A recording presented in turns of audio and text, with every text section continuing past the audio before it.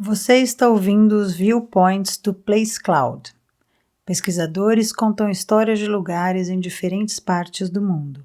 Para obter a experiência multimídia completa e apoiar os criadores, visite placecloud.io.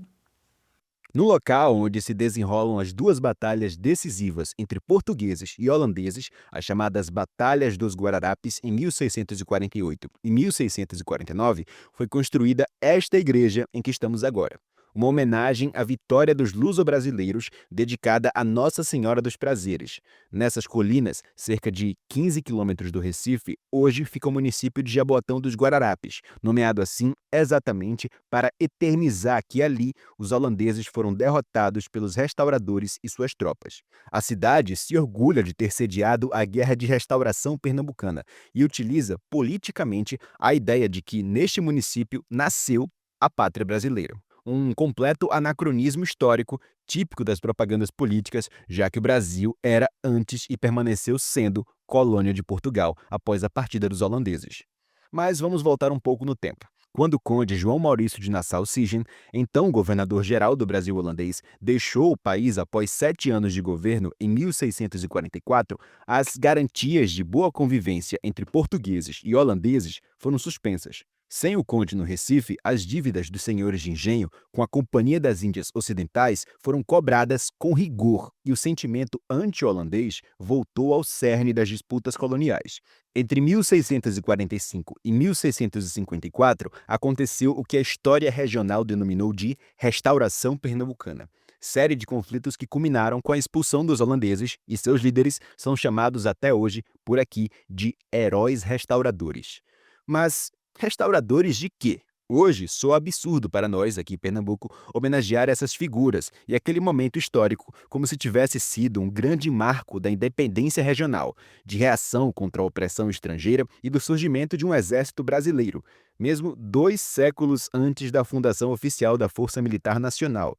Os restauradores não provocaram um cisma entre o Brasil e a colonização europeia, mas tiraram o poder de um invasor e restauraram a outro, já que o país voltou a ser uma colônia de Portugal. Apesar do mito de que as forças que se uniram em torno da expulsão dos holandeses foram a primeira formação do exército brasileiro, as tropas lusas foram cooptadas de nações indígenas inimigas, de outros grupos indígenas aliados aos holandeses, de escravizados africanos que não tinham nenhuma liberdade em aceitar ou negar o alistamento e de homens brancos e livres com a ambição de fazer da guerra uma oportunidade de ascender socialmente. O civismo insiste em chamar esse fato de União das Três Raças Brasileiras.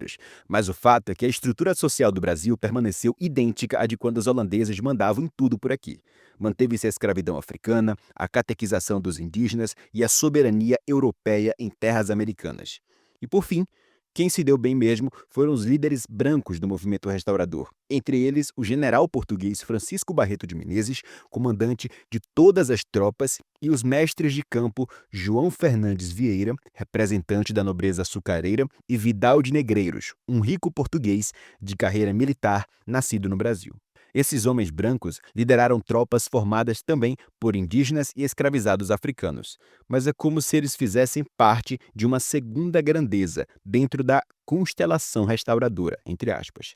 Líderes mestiços como Henrique Dias e o indígena Felipe Camarão tiveram participações importantes, não apenas nas batalhas dos Guararapes, mas também na de Casa Forte e na Batalha das Tabocas, ambas em 1645. A partir da capitulação dos holandeses no Recife em 1654, Portugal e Holanda trataram das condições da rendição e devolução das terras do Brasil, que ainda permaneciam sob ameaças de serem invadidas novamente, caso Portugal não aceitasse as condições impostas pelos holandeses, que foram pagar uma quantia a prazo no total de 16 anos, com valor de 650 milhões de dólares americanos, numa cotação de 1998, podendo ser pagos em forma de cancelamento de impostos, açúcar, em fumo e em sal. Este acordo só foi aceito por Portugal em 1661, pois, como se dizia à época, abre aspas, sem o Brasil, Dom João não era rei, fecha aspas. E de forma alguma o monarca português estava disposto a abrir mão desta colônia. Mas com as terras devolvidas, o que aconteceu com os tais heróis restauradores? Bem, o general Francisco Barreto de Menezes assumiu o governo de Pernambuco logo após a expulsão dos holandeses, entre 1654 a 1657. Em seguida, assumiu o governo geral do Brasil, mudando-se para a capital Salvador, de onde governou toda a colônia de 1657 até 1663. João Fernandes Vieira, por sua vez, recebeu o governo da Paraíba entre 1655 e 1657. Logo após, foi nomeado governador de Angola, entre 58 e 61. Além disso, recebeu as honrarias de Capitão-Mor do Pinhal, a comenda da Ordem de Cristo e integrou o Conselho de Guerra. Já André Vidal de Negreiros foi nomeado governador do Maranhão entre 1655 e 1656. Ainda foi o sucessor de Vieira no governo de Pernambuco de 57 a 61 e de Angola entre 61 a 66, de onde facilitou o abastecimento de escravizados vindos desta região para atender à retomada da produção do açúcar em Pernambuco com o fim das guerras contra os holandeses. Tanto os restos mortais de João Fernandes Vieira quanto os de Vidal de Negreiros estão sepultados em jazigos no interior do Santuário de Nossa Senhora dos Prazeres. Essa importante igreja barroca, fundada em 1656, portanto, 2 anos após a rendição total dos holandeses no Recife, é uma memória petrificada do grande momento português no norte do Brasil, quando, sem suporte financeiro da coroa, venceu um inimigo com notável superior numérico e bélico. Este belíssimo santuário foi tombado pelo Patrimônio Histórico Brasileiro em 1961 e abriga importantes obras sacras de estilo barroco português.